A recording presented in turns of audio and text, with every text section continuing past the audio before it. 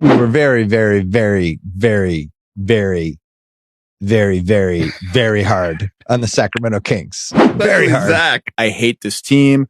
I hate this roster. We just were carving them up. And they got spiteful and mad and upset that we did that. And they signed Russell Westbrook the next day. And they deprived us of the ability to talk about it, how crazy of a signing that is.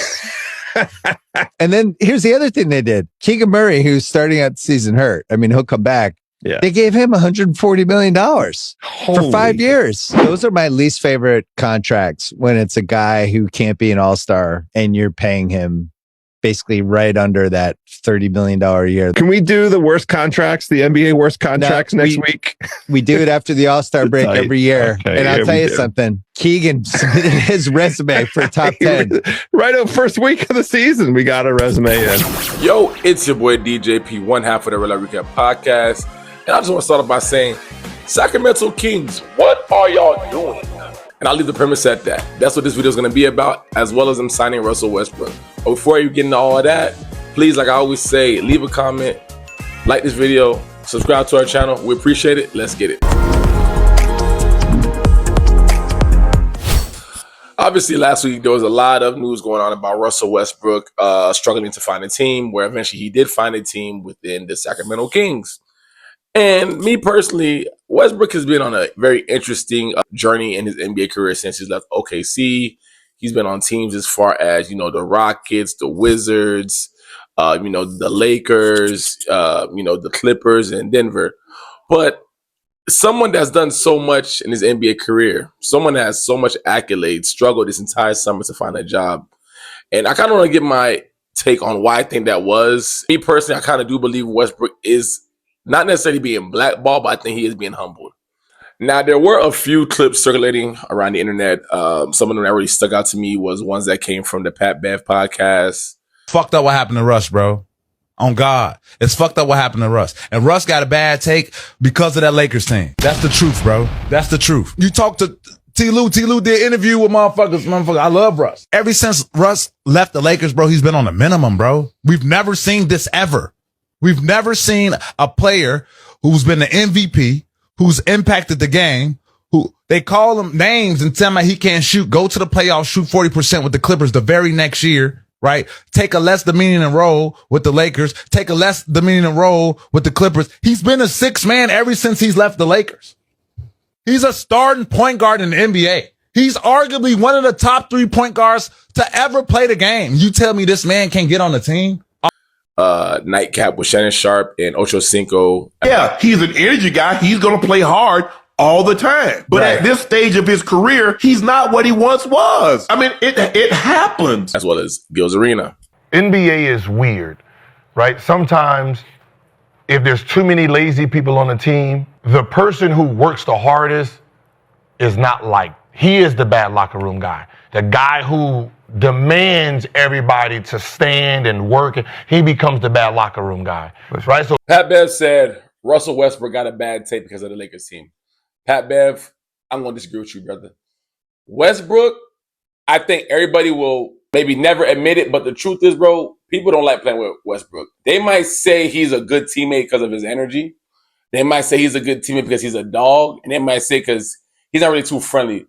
If you talk to anyone around the league, Russ is the best teammate I ever have. I talked to Paul George. Hey, Pat, you go love Russ. Austin Reeves, Russell Westbrook, one of the best teammates I ever had. What the fuck are we talking about? Why isn't this man on the team? Westbrook, to me, as a fan on the side, even though I never played with him, I don't like the way he handles the media. What? Bro, what are you talking about, man? I'm out, man. That nigga's tripping. Kyrie, do you want to comment on that at all? What? There's a video of what do I look like, man?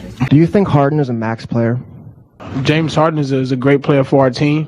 He does a lot of great things for us, and he's going to continue to do that for us. No more questions for you, bro. Oh, what you mean what happened? What you think what happened? I don't know. I couldn't see. Don't lie. Don't lie. You couldn't see it. You saw the instant replay 4 times. What happened? I fell on your leg. Thank you. Don't ask me a dumb question you know the answer to. I don't like the way that, he consistently asks for trades. Westbrook, you not that, bro. I think when you have to ask for trades continuously, dog, it's you, bro. You're the issue. When people want to trade you, you're the issue. Something that Pat Beverly said that really got under my skin is when he says, how is Westbrook, arguably one of the top 3 point guards of all time, and he can't find a job. It's the same thing happened to Carmelo.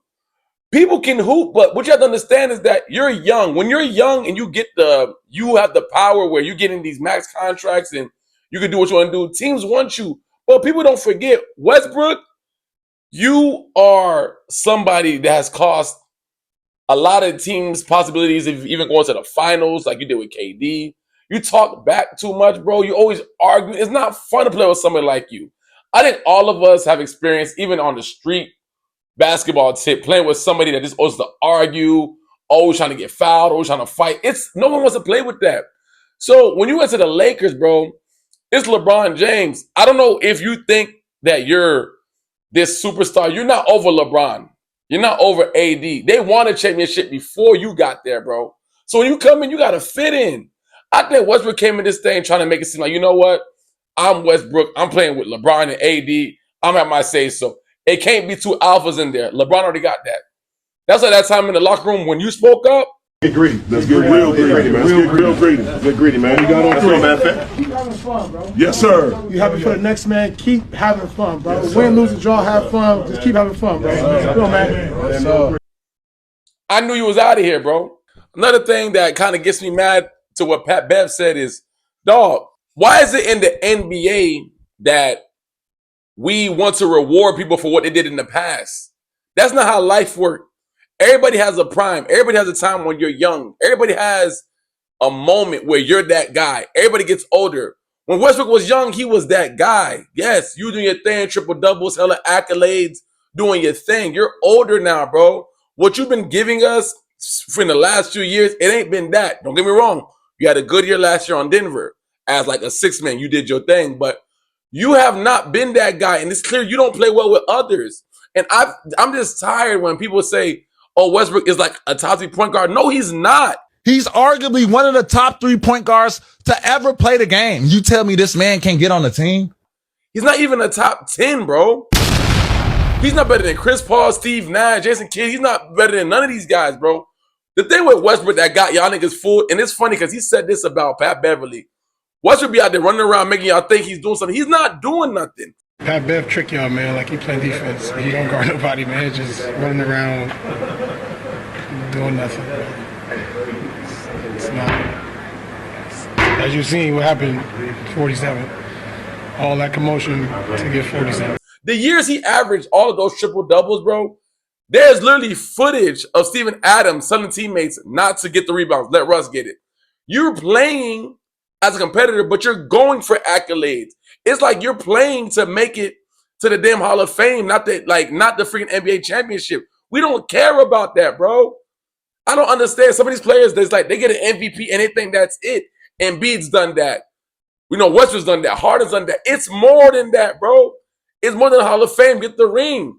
But you out here playing like you owed, another NBA season, bro. No one owes you that. And that goes into my next topic. Sacramento, why would you sign this guy for? Sacramento, y'all don't make no sense to me. Sacramento, y'all niggas sat here. You had De'Aaron Fox. This was y'all future. Don't get me wrong. The Kings was my original team. I'm talking back then when they had Peja, Weber, Bibby, Divac, Mike Miller, Doug Christie. This was my team. Bobby Jackson, this was my team.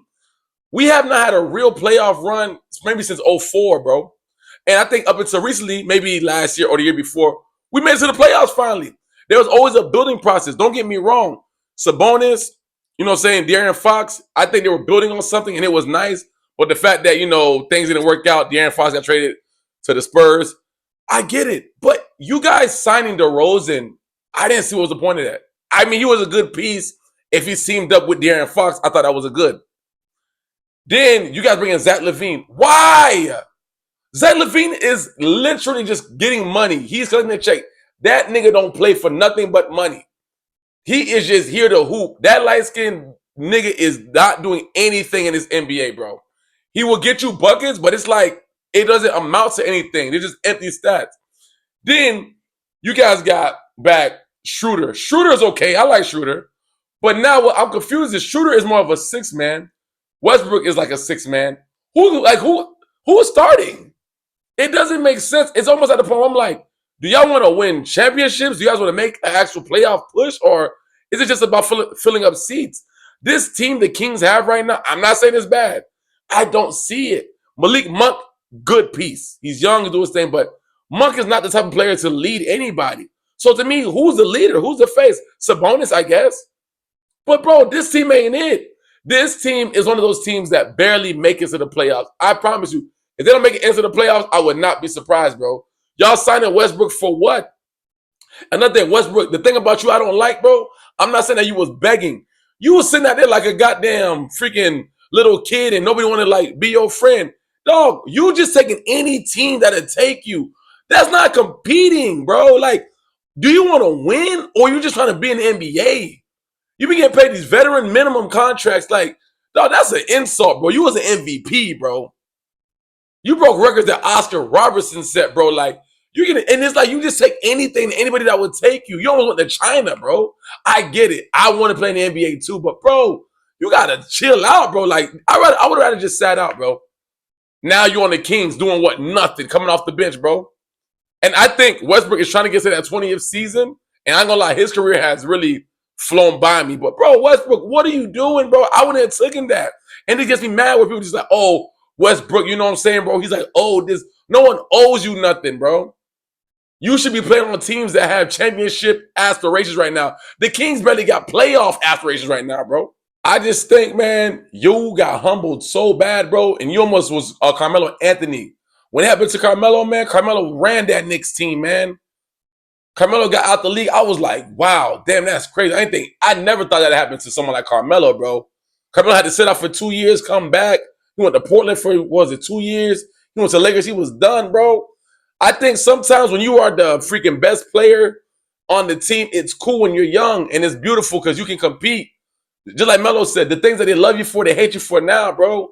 But if you really want to win, you gotta understand it takes certain teammates, it takes certain all-stars, superstars to team up with, and you gotta learn how to play with them, bro.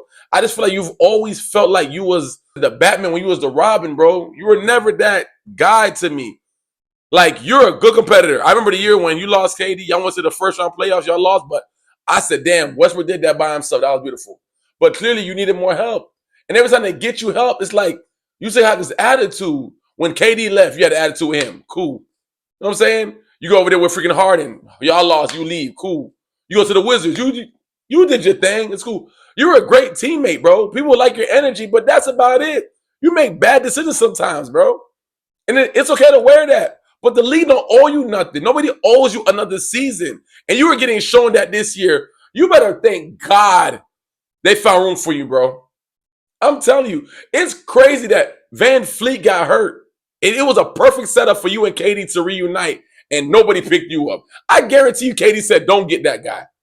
I'm telling you, bro, it's cute when you're young, but you got to be like a Chris Paul. You can be an a-hole, but people are going to respect your game. You have a good energy. You have a good attitude. You mad at the media. Every time the media asks you a question, you got a goddamn attitude. Get over yourself, bro. So I'm going to leave it at that, bro. I don't know what the Kings are trying to do. It just feels like the Sacramento Kings went backwards a lot. I don't understand, like, how are you guys getting better? Everybody on your team that matters is old, minus Sabonis, minus Malik Monk. Or maybe a few others, but just the main stars, they're old, bro. So we're going to leave it at that. But y'all let me know what y'all think about that, man. How do you guys feel about Russell Westbrook signing to the Sacramento Kings? Do you think it was a good pickup? And overall, how do you guys feel about just Russell Westbrook in general, you know, not being able to find like a job? Please let me know in the comments, man.